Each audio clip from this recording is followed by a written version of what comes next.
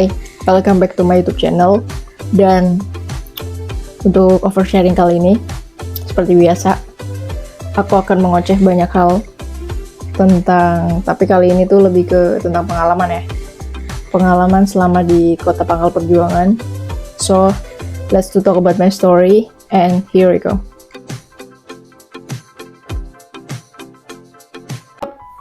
Kalau ngomongin tentang Karawang, atau yang biasa dipanggil dengan julukan Kota Pangkal Perjuangan, di mana semua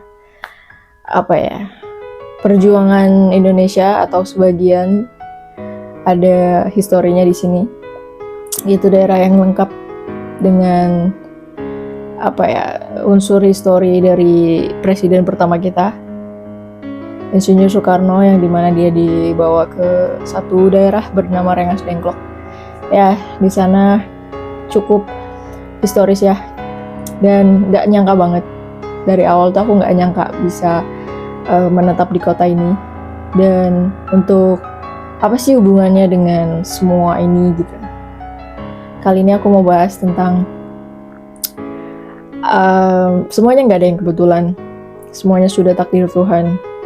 Dan rasanya tuh baru disadarkan saat kemarin ya, di acara ini, di acara buku Re dan Perempuan, bedah buku Re dan Perempuan ini dari Kang Maman ini, rasanya menyadarkan bahwa saat kamu ditempatkan di satu tempat itu bukan karena kebetulan. Kota Karawang sendiri adalah kota yang cukup maju, bukan lagi berkembang tapi maju. Apalagi dengan semua historis yang ada, bahwa Kang Maman menyampaikan bahwa Kota Karawang itu masuk 10 besar kota di mana penggerak literasinya cukup bagus. Ya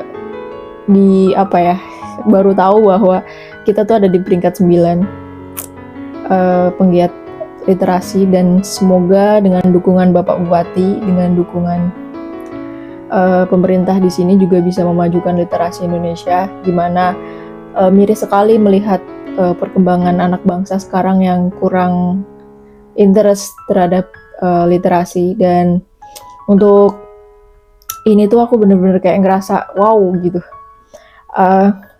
Aku sendiri suka baca pun berawal dari sini gitu. Jadi kayak waktu SMA itu mungkin nggak terlalu suka baca gitu, walaupun di jurusan administrasi gitu kan, kita pernah jaga satu perpustakaan sekolah, mengadministrasi siapa saja yang mau pinjam buku ataupun itu. Tapi untuk membacanya sendiri tuh bukan tipe orang yang suka banget hektik membaca gitu. Lalu kemudian ada satu titik di mana saat bekerja kita ditempatkan di satu mes-mesan dormitory.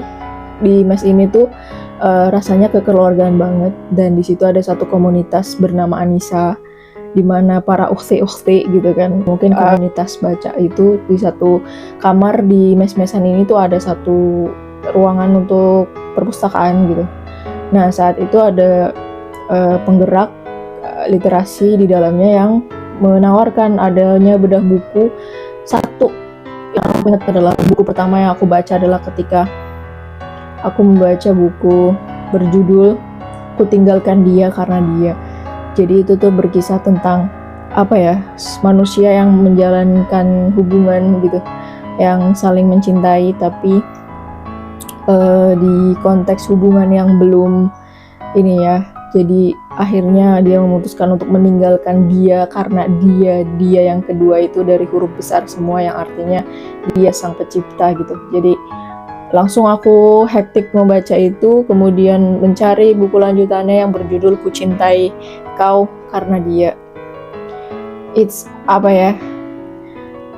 seru banget lah pokoknya perjalanan dari situ, sampai akhirnya aku menemukan satu keyakinan di mana aku harus merubah penampilan diri, merubah kepribadian pelan-pelan gitu. Mungkin nggak terlalu pelan sih, agak ngegas, karena itu cukup ekstrim ya dari penampilanku sebelumnya, sampai akhirnya aku merubah di 2015. Kemudian waktu begitu cepat berjalan sampai akhirnya aku menemukan satu komunitas juga, tapi bukan di Karawang. Aku belajar gitu hingga aku menemukan teman baru sampai akhirnya dapat tiket gratis ke Jumpa Penulis di Bandung. Dan dari situ aku mulai mengenal kenapa sih kita harus menulis. Seperti yang sering aku bilang bahwa inspiration aku adalah Bunda Asma Nadia, dan akhirnya dari situlah semuanya bermula gitu. Mengenal komunitas, akhirnya mulai menulis, ikut event, memperpanjang jam terbang gitu. Dan saat kemarin acara kemarin mengatakan bahwa Karawang adalah peringkat 9 kota yang penggerak literasinya tuh cukup maju gitu kan. Dan dari pemerintah pun ternyata sangat mendukung kelak 2025 akan dibangun banyak TBM gitu kan, Taman Bacaan Masyarakat, dan pemerintah akan mendukung gerakan itu gitu. Itu benar-benar kayak what? Ternyata tuh aku di sini tuh bukan karena nggak sengaja atau semuanya udah ada runtutannya, dan itu bener-bener kayak makasih banget gitu. Sampai akhirnya di hari ini tanggal 26 Mei ya, tanggal ini tuh bener-bener aku ketemu orang luar biasa dari buku Permata yang Dibuang. Buku ini tuh mengisahkan tentang seorang laki-laki dengan kelainan Asperger ya, kalau di sinopsisnya sih begitu. Dan aku bertemu sendiri langsung dengan orangnya karena itu dari based on true story.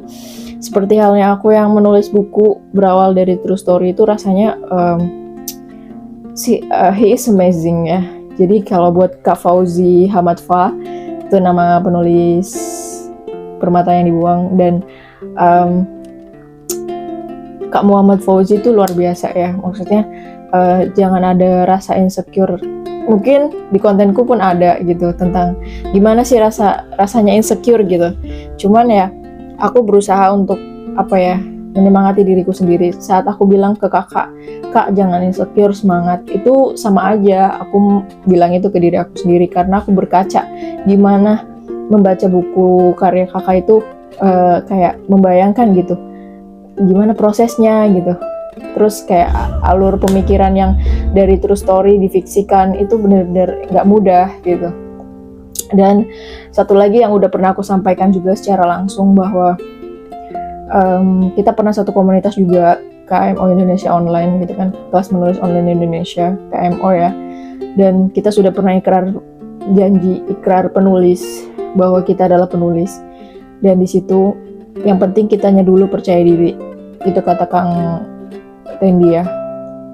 Kitanya yang percaya diri, kita menyadari diri kita, melabeli diri kita bahwa kita adalah penulis. Tapi kalau misalkan orang bilang ucapan adalah doa, maka semoga apa yang kita ucapkan bahwa kita adalah seorang penulis itu akan terus berjalan gitu. Tapi dengan embel-embel penulis yang di belakangnya, entah itu penulis amatir atau penulis ecek-ecek, penulis receh. Mungkin awalnya juga aku pernah mengatakan itu, aku penulis receh kayak gitu. Bahkan masih sering sekali tulisanku ku labeli dengan tulisan receh gitu. Tapi kalau misalkan ku pikir lagi bahwa tulisan receh itu kan berarti recehan ya, recehan itu kan banyak gitu. Kalau kembalian kan dapat receh ya. Jadi buat Kakak, label apapun itu, penulis adalah kayak pencapaian ya buat kita sendiri. Jadi penulis itu nggak mudah, aku tahu banget gitu.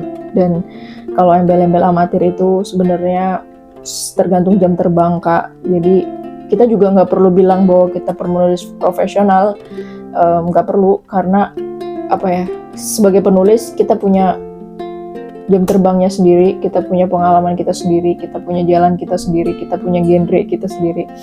Dan pokoknya hari ini tuh bener-bener hari yang luar biasa. Aku ngerasain banget bahwa pokoknya bulan ini tuh memang agak berat ya buat diriku pribadi, tapi untuk menjalaninya dengan bertemu orang-orang baru gitu.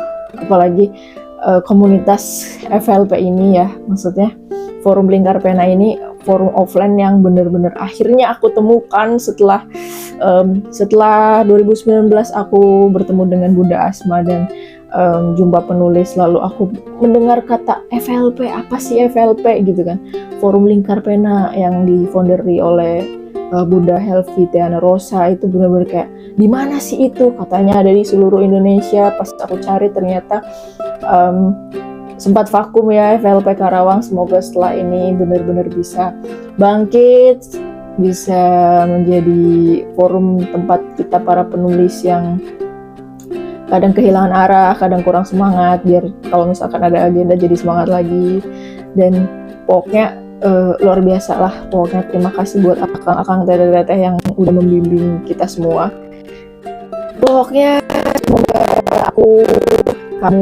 kalian semua sebagai penulis bisa lebih produktif, bisa terus menulis untuk kebaikan.